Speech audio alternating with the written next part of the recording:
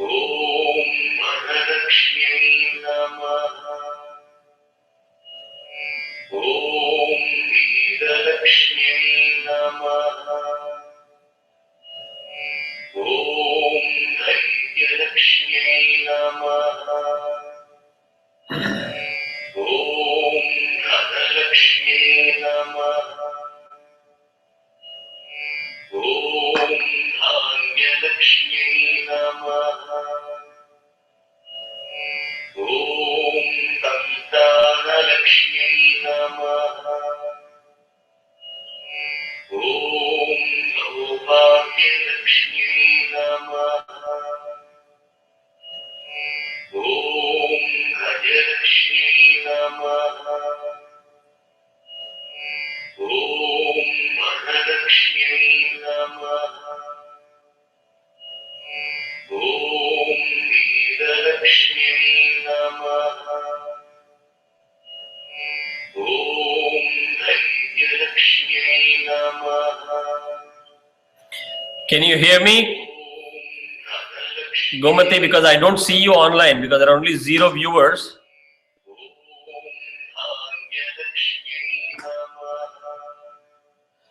Are you able to hear me?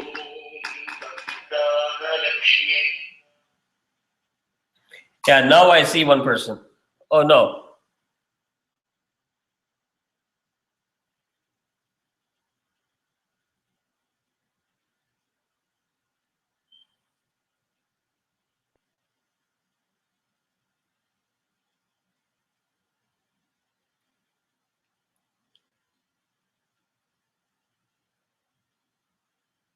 Okay, so should I start?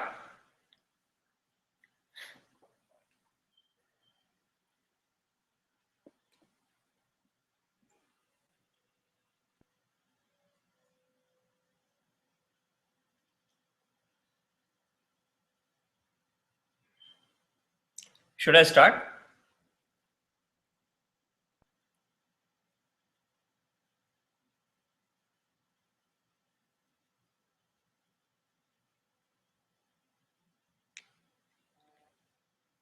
Okay.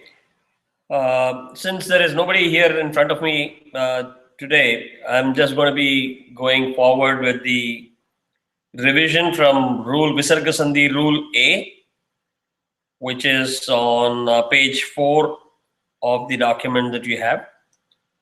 Revise it quickly and then go forward for the rules C1, C2, C3, etc. Yesterday in the Soundarya Lahari class, good evening to Gomati and if anybody else is there. Unfortunately, Google is giving some trouble. I don't see anybody as a number online, but based on Gomati's interaction on WhatsApp, I've started the class.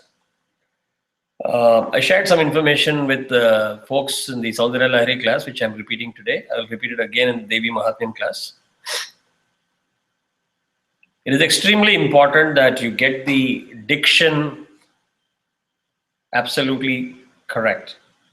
The way you pronounce, the way you say ha, ka, kha, the, dha, ba, bha, it's extremely important.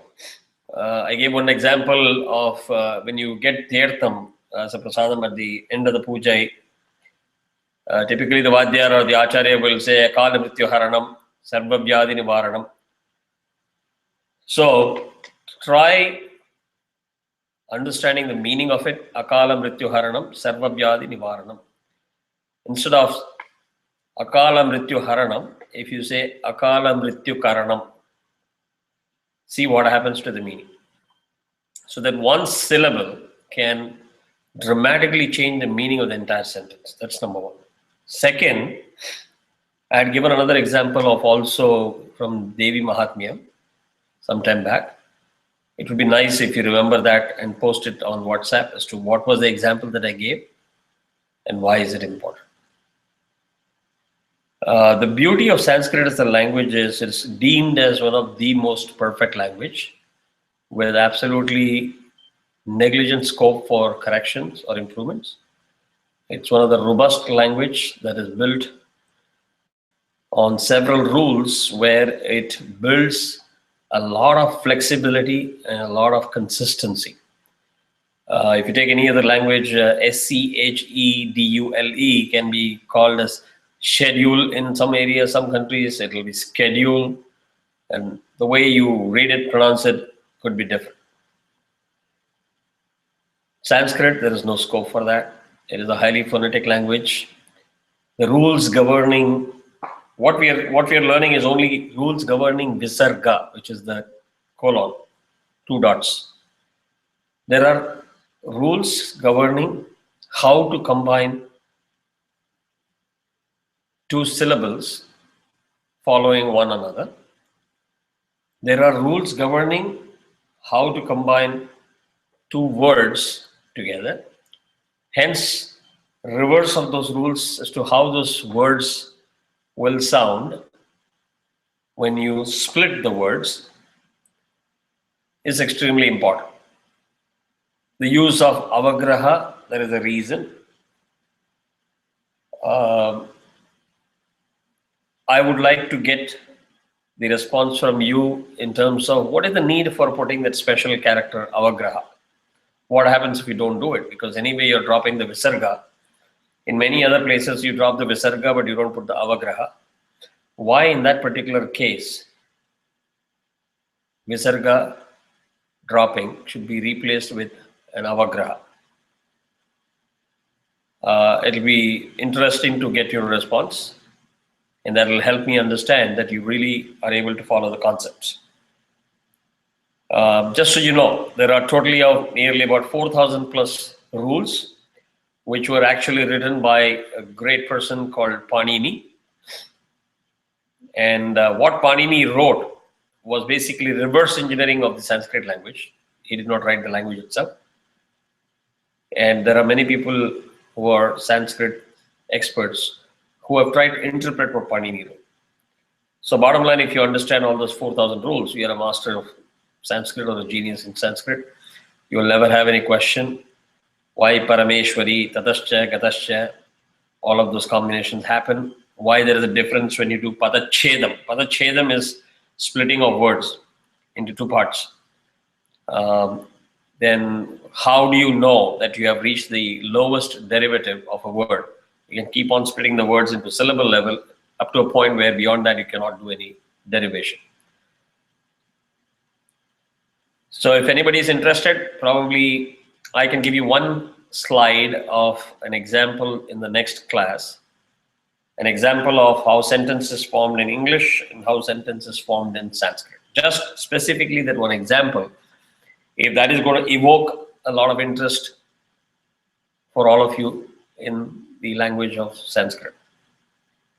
So bottom line, the introduction was important because I would humbly request all of you to pay a lot of attention to the way in which you chant, the way in which you recite certain slokas. Do not give a dirgha matra to a short vowel. Do not give a short vowel the importance of a half syllable, so on and so forth. Pay attention to it, and if you have any questions or doubts, please feel free to ask me. Again, Visarga Sandhi rule, A1.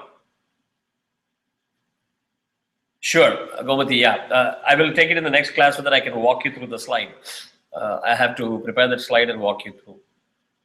Fantastic slide. I mean, that one slide literally blows it open as to why Sanskrit is so important. And it might even be good enough for us to incite interest in the youngsters to say, why shouldn't we learn Sanskrit? Why is it not relevant even today? So, Visarga Sandhi rule A1. A and Visarga standing for S, which is plus A. So, the preceding word ends in A and Visarga. The succeeding word or the following word starts with A. Then it becomes O and avagraha. That means Shivaha plus aham is Shivo avagraha ham, Shivoham.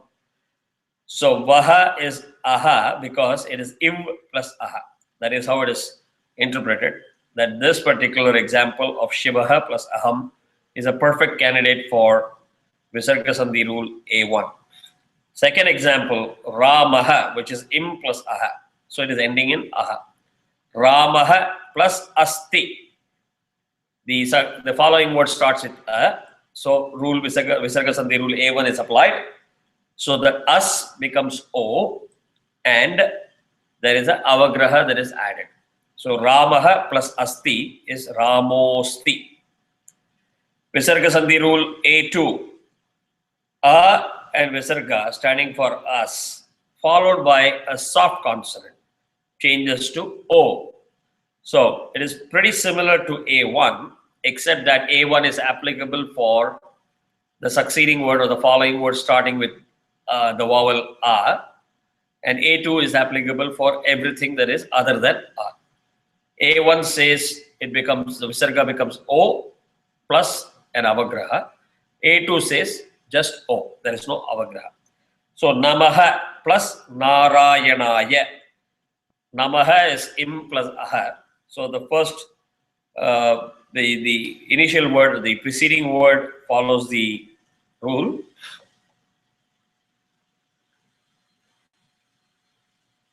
Sure, yeah. So Namaha plus Narayanaya. So the following word doesn't start with a. So rule A2 is applicable, not A1. The end result is Visarga changes to O and there is no avagraha. So Namaha becomes Namo, Namo Narayanaya. Likewise, Ramaha plus Gachati is Ramo Gachati. Visarga rule B1, where the Visarga is dropped. Visarga is dropped when A and Visarga standing for us is followed by a vowel except A. So the following word should not start with A. So Ramaha plus Ichhati equal to Rama Ichhati. So now you may ask the question, what is the difference between A2 and B1?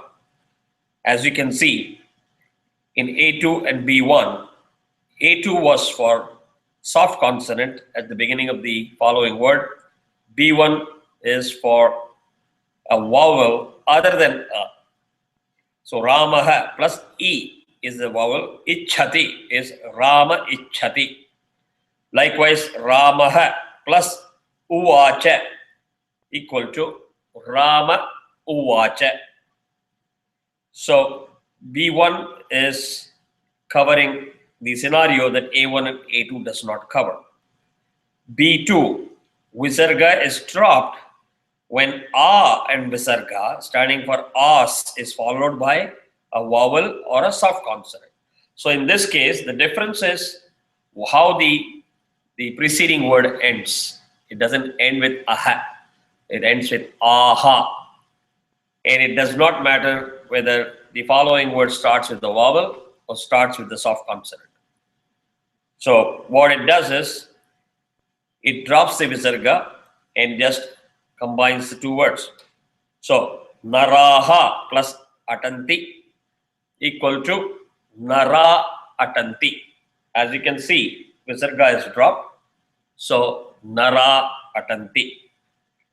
Naraha plus Gachati equal to Nara Gachanti. Oh, so sorry, I made a mistake in the first example. It is Naraha plus Atanti equal to Nara Atanti. The second example is Naraha plus Gachanti equal to Nara Gachanti. So B2 is pretty simple and straightforward. B3, Visarga is dropped when a Visarga standing for ar is followed by ir. Here, the difference between this B3 and A1 is A1 focuses on the succeeding word starting with a vowel a, whereas here the succeeding word starts with ir. That is the difference. So punaha, which is again aha, plus ramate is puna ramate. Puna ramate. So please pay attention. Punaha plus ramate is puna ramate. B4, instead of aha, it ends in aha. So dwaha plus rikta. Ri is ir plus e. Ri. So B4 is dwaha plus rikta equal to dwa rikta.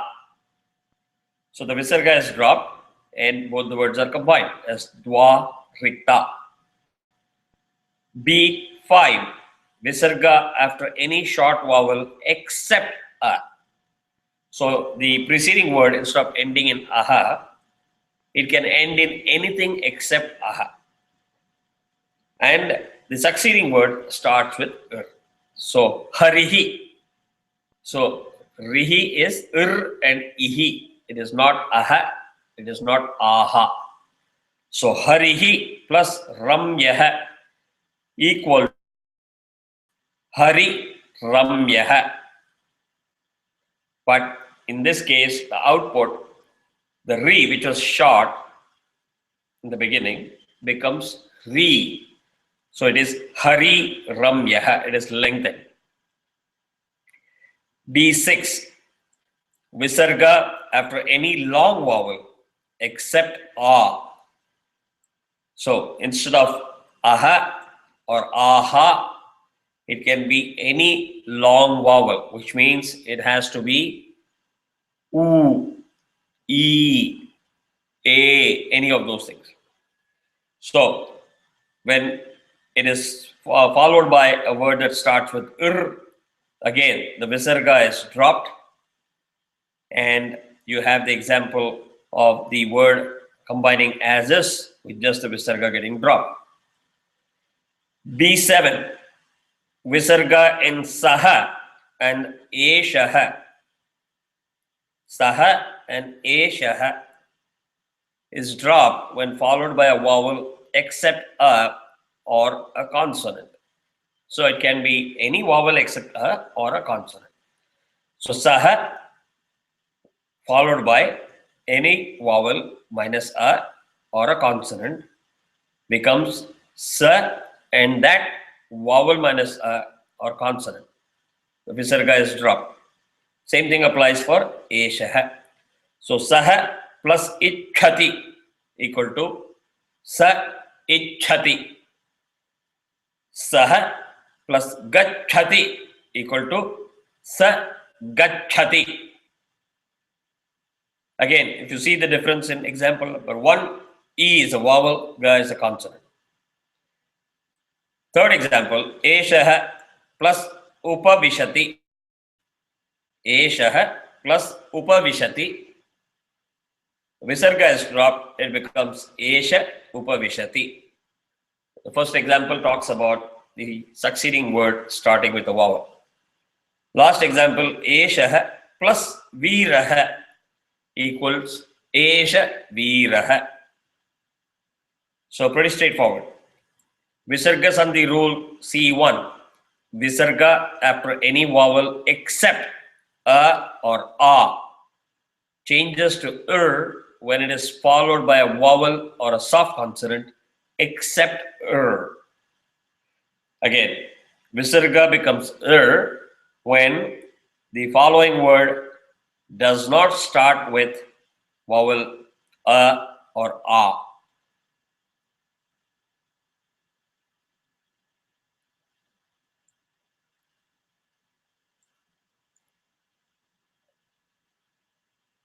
So if you see the 4 examples, the first one says Ganapatihi, so it is it plus ihi, Ravihi, iv plus ihi, Guruhu, ir plus uhu, Manuhu is in plus uhu. All of those things follow the rule that is required for, or the requisite required for C1. So Ganapatihi plus avatu, becomes Ganapati Ravatu. So the Visarga becomes ir plus a, which is of Avatu, becomes ra. Ganapatihi plus Avatu becomes Ganapati Ravatu. Ravihi plus Udeti, it becomes Ravi Rudeti. Ir plus U becomes Ru, Ravi Rudeti. Guruhu plus Brahma equal to Gurur Brahma. The semicircle that you see on top of Bra is actually representing Ir. So Guruhu plus Brahma is Gurur Brahma. You have to give that stress for Ir, no matter whether you chant at a full speed in any shloka or any Vedic mantra. Guru Vishnu, most people say Guru Brahma, Guru Vishnu, which is not correct. Manuhu plus Gachati equals Manur Gachati. There is a typo there. It is not Nanur Gachati, it is Manur Gachati. Visarga rule C2.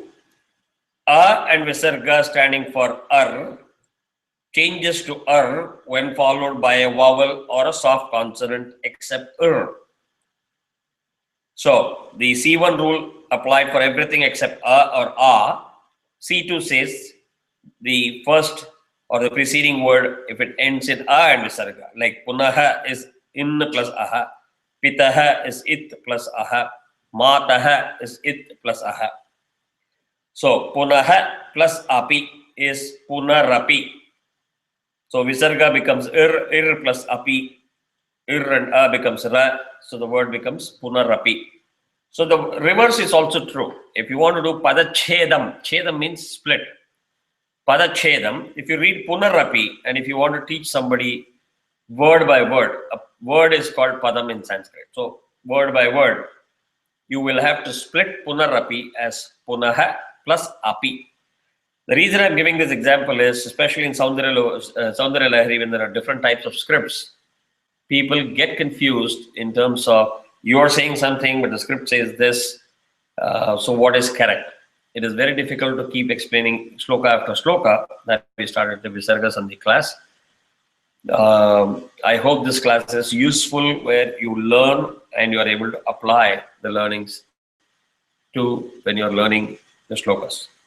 So Punaha plus Api, Pitaha plus Vadasi equals Pitar Vadasi. So the Ir and Va doesn't become anything different. So Ir remains Ir, but it is written as a semicircle on top of Va. So you have to say Pita Ir Vadasi, Pitar Vadasi. And Ir gets half a matra. So in shlokas, you have to make sure you give the justification for the half matra. Mataha plus Indum. Aha plus E. Aha becomes Ir plus E is Re. So Mataha plus Indum becomes Matarindum. C3. A and Visarga standing for R, when followed by a vowel or soft consonant except becomes R and that vowel or a soft consonant minus Dwaha plus Atra. Dwaha is Aha plus Atra.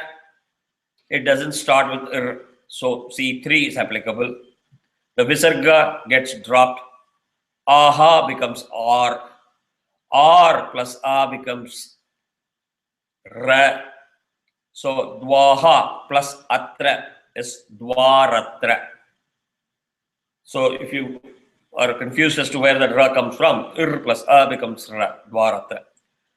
Likewise, Dwaha plus Drushta. Dwaha plus Drushta equals Dwar Drushta. So Ir plus Dru cannot become anything different. So you have to write that Ir as a semicircle on top of Dru. So Dwa Ir Dru Ishta. Dwar Drushta. Now we move on to Visarga Sandhi rule D1. It's a beautiful example where Visarga changes to ish when followed by ich or cha. Ich or ich, not cha. Ich and ch are the soft and hard consonants of the same thing. So, vowel and Visarga plus ich and ch equals vowel plus ish and that ich or ich. Ramaha. So the preceding word ends in aha. So it's a vowel. Plus cha. Cha is ich plus a. So Ramaha plus cha becomes Ramascha. That ish, one stem is dropped because in the process of combining ish and cha, it becomes ishcha. The stem is dropped. I'm seeing one more viewer online. Could you please message me one-on-one other than Gomati? Who else is there?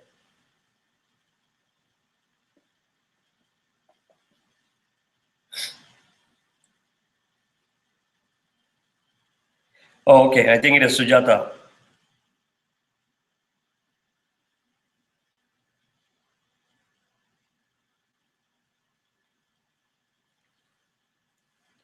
Oh, okay. Sujata and Suresh online. Good. I hope I'm not moving too fast, Sujata. If I'm moving fast, you can message me and I can slow down. So if you see D1, D2, D3 are basically for the following word starting with ich or ich or it or it, the soft and hard consonant version. It or it. That is what D1, D2, D3 does. So if it is ich or ich, the Visarga becomes ish. If it is it or it, the Visarga becomes ish, which is softer, like Shanmukha or Pushpam. If the succeeding word starts with it or it, it becomes is. So now you know where namaste comes from. It is namaha plus te. Te is it plus a. Namaha is na. In plus a is na. Im plus a is ma. Visarga. So namaha plus te is namaste. So when you do padachedam of namaste, you need to get back to namaha plus te. This particular example you will see in many places where suddenly there is a is coming in. So at the time of splitting the words and explaining or teaching somebody word by word, if somebody teaches you namaha, te, and so on and so forth, and when you are good enough to chant the full verse, if you say namaste, don't get confused. You need to know that there is a Visarga rule that is applied. So Sanskrit is all about application of various rules that kick in. For those of you who joined late, I gave a brief introduction in the beginning. Sanskrit is deemed as one of the most perfect language, with very little scope for innovation, improvement, or confusion. Totally unambiguous language. It existed for many centuries, in fact, ages, until a great person called Panini did the reverse engineering. Panini wrote about 4,000 sutras or rules. If you really read the rules, it will sound like a shloka itself. But once you put in the effort to understand those shlokas or the rules, and you start applying it, everything that you are reading in Sanskrit will become crystal clear automatically. So out of those 4,000 rules, what we are learning right now is probably 15 or 16, which are addressed only to Visarga Sandhi. Visarga is the colon, the two dots. Whenever that comes in and you start combining words, how you combine those words is what we are learning. So there are rules for how to combine syllables. There are rules for how to combine words. And in combination of words, we are only addressing combination of words that involves a Visarga. So the beauty is, as you start combining words, as you start combining syllables, it will keep on changing. So one example is Namaha plus Te becomes Namaste. Likewise, Visarga Sandhi rule D1 is Ramaha plus Cha is Ramascha, because Visarga changes to Ish plus Cha becomes Ishcha. D2, Ramaha plus T Kate, because T is it plus E, T. So D2 is applicable, not D1. In that case, it is a softer Sha or Ish. So Ish plus T is Ramash T Kate. So Ish is written as half because you're combining it with T. We have already talked about Namaha plus Te, which is D3. Visarga Sandhi rule D4 is applicable when you have a vowel in Visarga followed by Ish as the first letter of the following word. In case of Namaha, which is Im plus Aha, ending of the preceding word, followed by Shivaya. Shivaya is Ish plus E. Shivaya is Ish plus E. So D4 is applicable. It becomes Namah Shivaya.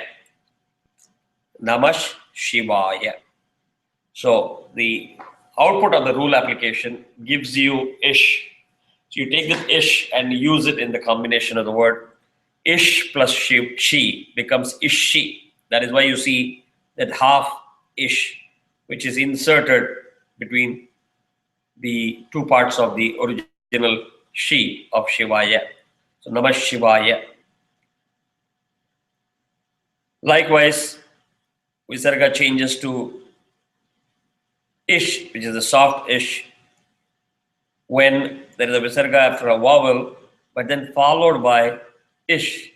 So D4 and D5, the only difference is what is the first syllable or the letter of the following word. In D4, it was the hard Sha of Shivaya, Shanmukha, Shivaya, Shambho, Sharadamba, etc.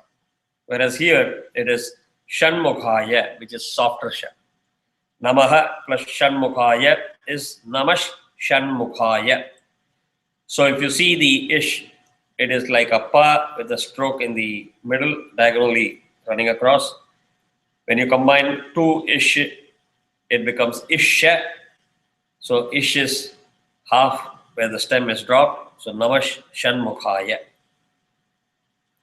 So don't say Shanmukhaya. It is not Shanmukhaya. It is Shanmukhaya. Whereas it is Namash Shivaya, Shivataraya, Shambho. These are hard. And that is where at the beginning of the class I was talking about the extent to which people have defined the syllables in Sanskrit. I was expecting people to ask questions. What is the need for talking about certain things as kantaya, kanta, guttural, labial, hard consonant, soft consonant. And I keep on saying, whenever you say the hard consonants or syllables, there has to be a gush of air. Ha, ha, da, ha. It has to come out. The person sitting in front of you should feel the gush of air. Otherwise, you are not doing it right. And also chanting, as far as possible, has to be done from the nabhi. Nabhi is your belly button, navel, whatever different words people use. The sound has to come from there, literally through your air pipe and through your larynx, throat, tongue, teeth, etc. And if you go and read full-fledged Sanskrit course, they actually define in terms of where you take the support. Either you take the tongue to the upper palate and touch it, or you touch the teeth, or you close the lip, and based on that they have classified. That is what you saw at the beginning of the document. It's a fantastic language. And I also mentioned that I can share one PowerPoint slide if we have the next class, where one English sentence has been taken as an example, and that same English sentence is written in Sanskrit, and then we start jumbling the words and form 6 different sentences. I don't want to break the suspense, but it will be fun to see what happens to English as a language versus what happens to Sanskrit. And the only reason why I'm going to share this is you will understand, as long as you get the rules right, as long as you get the vowels and consonants and everything right, the beauty of the language, the way it is structured, will not let you change the meaning. The meaning is defined no matter what you do with that. So if people ask questions, if I chant it as Namaha plus Te, will it be changing the meaning compared to Namaste? The answer is no. The meaning is still the same, whether you combine it or whether you split it. People who know Sanskrit will know what you're doing with that. But you have to say the syllables the right way. And wherever you find there are difficulties. Yesterday there was one word in Soundarya Lahari which people found it very tough. And we had to go over that again. The only reason it was tough is because when the first time it was taught, I had mentioned it specifically that today you have practiced it and you got it right. Go home and rehearse it immediately when it is fresh in your memory. And fortunately, with our busy schedules, people may not have had the opportunity to do it. So when you started chanting again, you got stuck and you forgot all the techniques that was taught. So I would recommend each one of you to take some time. You do not get the full time of 1 hour during the week. I understand that. We have a lot of other responsibilities. But whatever is taught, easy ones, don't worry. The hard, tough ones, make a note. Go to the notes. Go over the recording. There is a reason why the recordings are available. Replay it. If you all are finding it difficult to watch the video, tell me. I will convert the videos into the audio files and send it to you. You have the audio files also. So there are multiple options that are available to you. Please make use of it. The idea is for you to practice it over and over again, because Sanskrit, you will get it only if you practice it over and over again. Your tongue has to roll, twist. The idea of locking, unlocking, idea of reading syllable by syllable, like you actually make a garland of flowers, they all mean something. Idea of grabbing the half syllable first, taking it out of the equation, and then reading the remaining part. Idea of logical grouping of syllables, idea of logical grouping of padams in a verse or in a sloka. They're all important. So unless you get it right, the chanting will not be beautiful. You could also be technically correct that I said everything, but it won't touch anybody's heart. It won't have the necessary impact. So other than the technicality, there is layam, there is bhavam, there is shruti. All of those things make chanting very good or technically very interesting. So D6, again, Namaha plus Sada Shivaya. So the following word starts with is.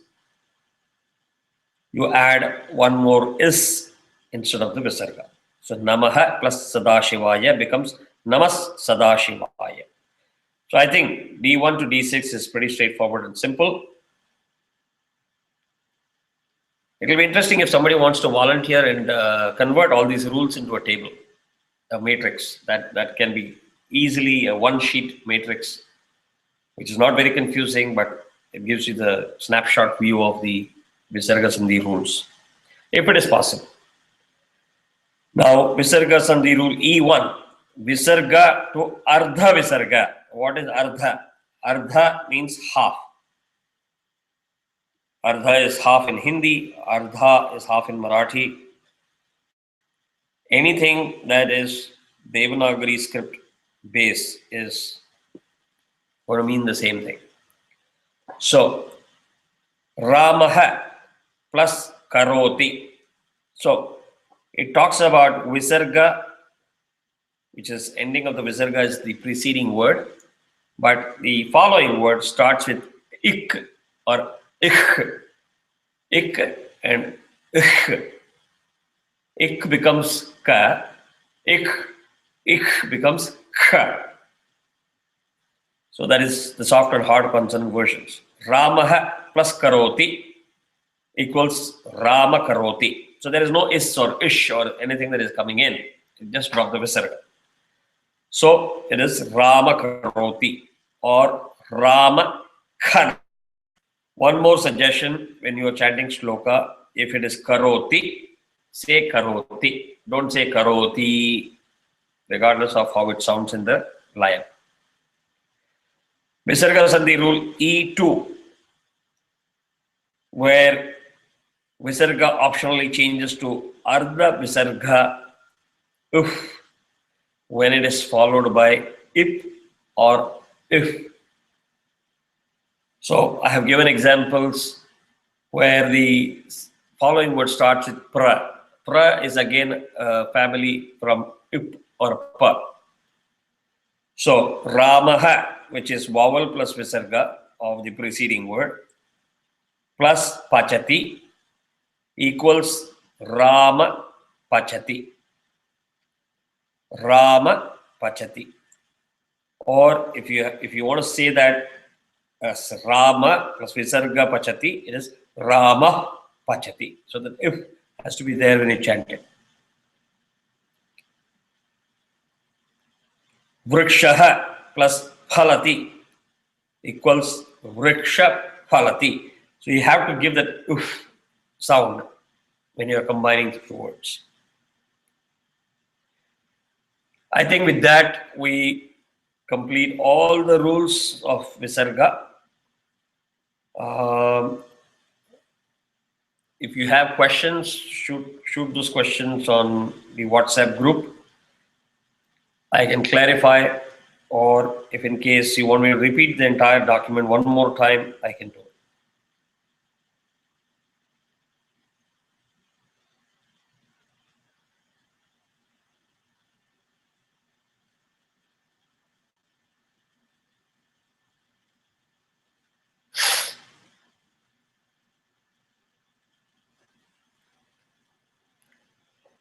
There are 2 viewers online, and I'm hoping that both of you are attentive. In case you hear me, let me know if there are any questions. If you don't have any questions, it is fine.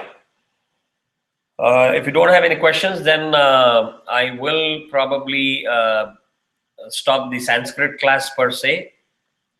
And there are 2 questions I wanted to ask all of you. Just for my information, it's not that I'm going to make any change. Would you be comfortable for a couple of months if we have the Devi Mahatmyam class for 1.5 hours? Likewise, Soundarya Lahari for 1.5 hours on Wednesday and Thursday. And would you be comfortable if I have to swap between Wednesday and Thursday? There are some people that are having conflicts on Thursday. They have dropped off this class only because they are not able to do justice. I'm trying to find out whether they will be comfortable moving the day to Wednesday, Devi Mahatmyam on Wednesday and Soundarya Lahari on Thursday. This is just a question. The decision is not made yet. I would just need your feedback, whether it's okay, not okay. I don't want to create more conflicts in trying to solve some conflicts. And the reason for 1.5 hour exploration is there is a possibility that I might have to make a travel in end of February or beginning of March. So I will still continue the classes regardless of where I am. But in case there are compulsorily, I miss some classes, I don't want the entire class to suffer because of that. So if we can take the lead by having a 1.5 hour class for the next 4 or 5 weeks, it will help you practice a lot in those time frame or the time when I'm away.